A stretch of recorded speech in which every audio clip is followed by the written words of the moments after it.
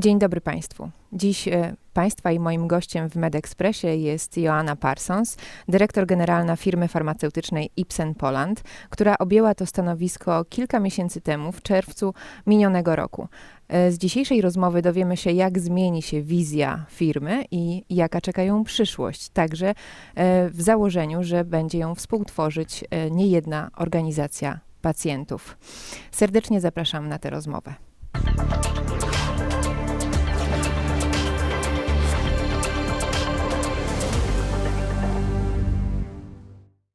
Joanna, welcome to Medexpress. It's really a pleasure for me to have you here. Dzień dobry. Thank you for having me, Kala.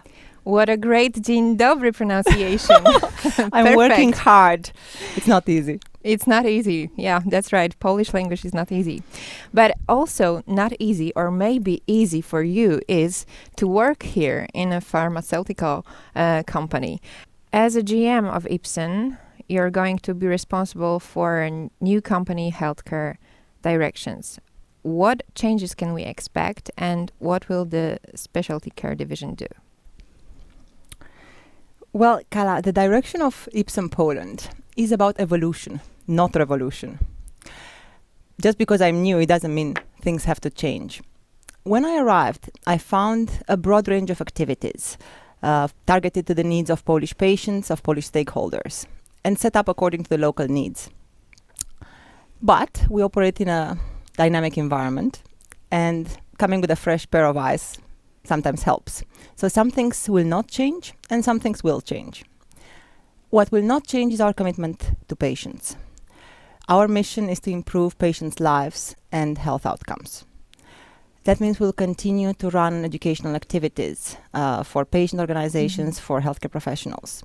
We will also continue to support disease awareness campaigns. What will also not change is our commitment to our employees and our partners. We aspire to be both a talent and an innovation hub. That means we develop our employees to deliver innovative solutions for Polish patients and innovative partnerships for the Polish ecosystem. What will change is a more emphasis on simplification and on development of cross-functional teamwork, and on finding synergies between our teams so we can have more focus and so we can further develop a collaborative and supportive atmosphere at work. Okay, so tell us please more about one more thing. I mean, what will the specialty care division do? Well, we will continue to bring the best of Ipsen to Polish patients, in a nutshell. Okay, great. The main areas of development for Ipsen are oncology, neurology, rare diseases. So what changes should be made here in reference to the Polish healthcare system situation? Well, the biomedical sector is already identified as a strategic sector in Poland. So that gives us hope for the appetite to change and improve. The areas where Ipsen is active specifically have been identified as in need for improved patient access through the National Strategy for Oncology, through the Strategic Direction of Polish Neurology until 2030, through the National Plan for Rare Diseases. The steps are being taken. More funds are allocated. The question is it enough? Are things being implemented at pace, and by when? Taking a step back, COVID is a challenge for everybody. However, as we're now learning to live with COVID, we should go back to discussing how to secure access for all patients to treatment and how to manage the health debt. The reforms that were put in place before the pandemic had a positive impact in terms of on patients, on on the medical community, on the economics of the entire system. But one thing that's still in need for improvement is the mechanisms for access to innovative treatments. So that remains a priority in this post-pandemic, endemic world. And we will continue to work with all stakeholders to accelerate the access of patients to innovative treatments, in our case, in oncology, neurology, and rare diseases. So to summarize, what should change is the transparency of the reimbursement system, the setup of specific criteria for the reimbursement of oncology drugs, as well as orphan drugs in rare and ultra-rare diseases, And last but not least, the further empowerment of patient organizations to be partners that co-shape the healthcare system. That's for sure very important for those organizations. And it sounds like a lot of work to do. Absolutely. That's why we're here. Great. Tell me, please, what, in your opinion, are the Polish patients' unmet needs in the specific health areas? Thank you for the question. We support a variety of activities, educational activities, meetings, webinars, the development of educational materials. And in doing that, we listen very carefully to what matters to patients, to their unmet needs. So the main areas we have identified are two. One is in oncology, the securing access, regular access to combination treatments. And two, in neurology, improving the situation of patients with having suffered from a stroke. Can you say something more about it? Of course. So in oncology, combination treatments, combination therapies, these are combinations of two or more molecules that usually act through a different mechanism of action, giving a better result for the patient, better progression-free survival, better overall survival, with an acceptable safety profile, sometimes even with a better safety profile. This is an area where the framework in Poland needs to improve, because this is literally the future of systemic treatment in oncology. Polish patients cannot wait. Polish patients need access to these treatments. Secondly, I mentioned neurology and post-stroke patients. Stroke, by nature, is something that happens suddenly, and it turns upside down the lives of patients and of their families. However, after discharge, after the stroke, people shouldn't just be grateful that they survived. They should know help is available to return to the best possible quality of life. Let me give you an example. In Poland, less than 2,000 patients are treated for post-stroke spasticity with botulinum toxins. According to epidemiological data, that is 6%, less than 6%. Not 60, not 16, 6. Less than 6% of the patients who could benefit from that. So sometimes it's just about using available means. And the work we do to inform and to make people more aware, doctors, patients themselves, caregivers, to make them more aware that treatment is available, literally means the possibility to improve the lives of thousands and thousands of patients. And sometimes education is very important in those areas. So let me ask you about something what specifically is important for me. What role do you think patient organization have in empowering patients in Poland specifically? They have an essential role, and they are essential players in the healthcare ecosystem. The purpose of involving them, the purpose of listening to them, should be first and foremost to understand patients' unmet needs. Because active and empowered patient organizations can bring that patient voice to the table and help further develop health services which are efficient, effective, and high quality.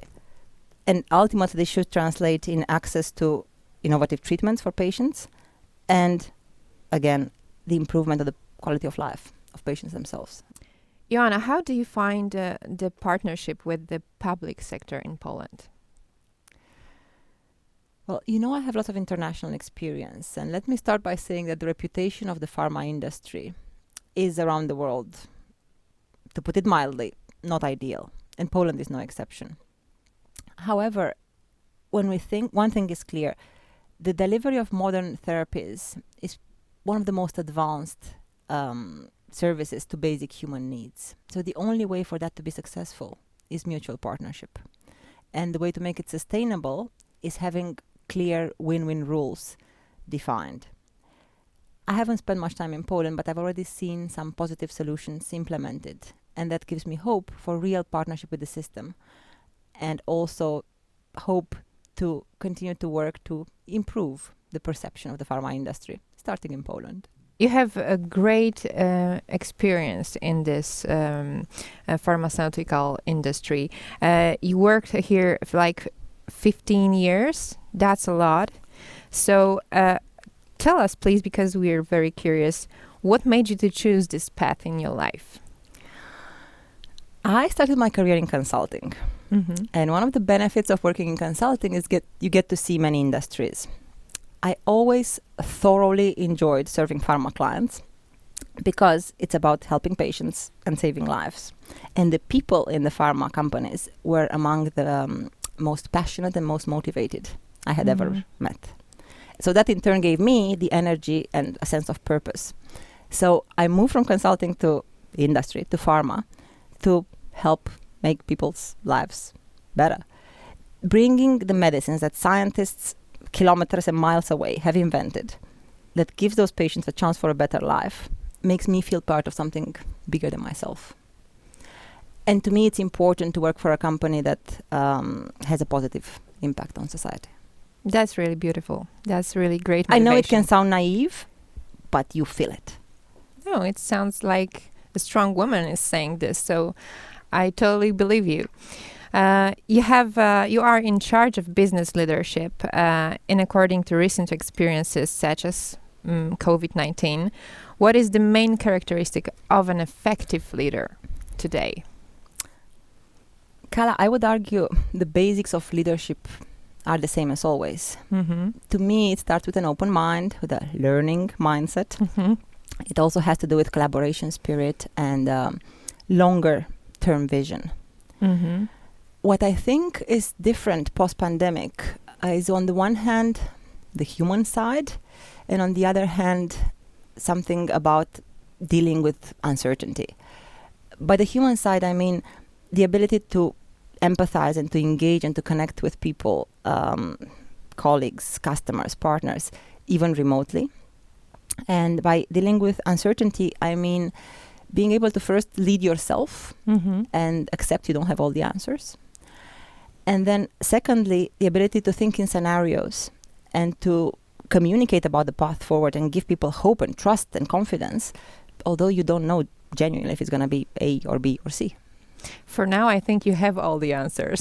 So that's a really good start. Thank you for that. I think I have many options and I'm able to assess and to dynamically adjust. Yeah, that's wise. And you have a great team, I assume. Absolutely. To make those decisions. Okay, so according to your experience in pharma, again, how big is the difference between managing the pharmaceutical industry at a regional level and at a global level? It's pretty big. In my personal experience, there are significant differences between working at global and regional, so above country level and country level.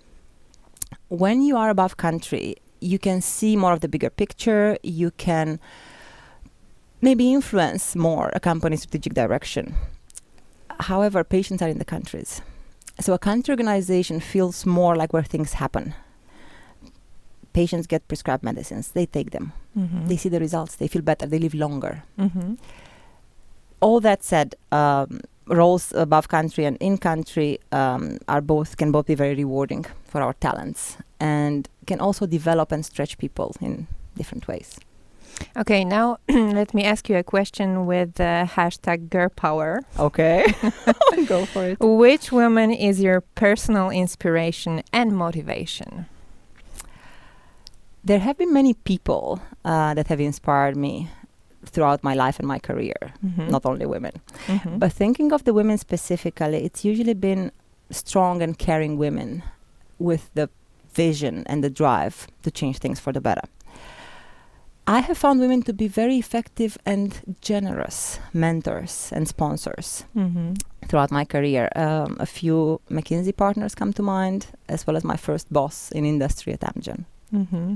Great. And what about your personal life? Motivation here? From a personal point of view, my grandmother has always been an inspiration to me. She was an economist. She lived most of her life in communist Romania. And she started her career in a mining company and then went on to work in foreign trade and helped acquire most of the technology for the Romanian fertilizer industry back in the 60s and 70s. She was so proud of that. She never wanted to retire. She was one of the most ambitious, brightest, most resilient, most passionate women I know.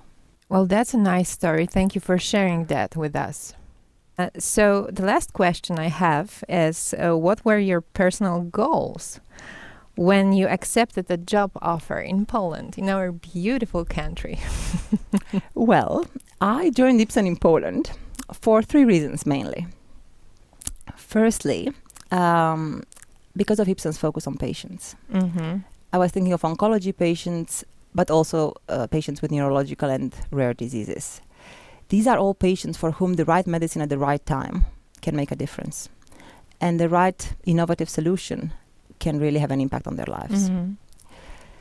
Secondly, I joined because it's an exciting time for Ipsen with new launches, new indications in our key drugs in oncology, in neurology, and also in the future with a potential launch of a breakthrough treatment for one of the world's most devastating rare diseases. Mm-hmm.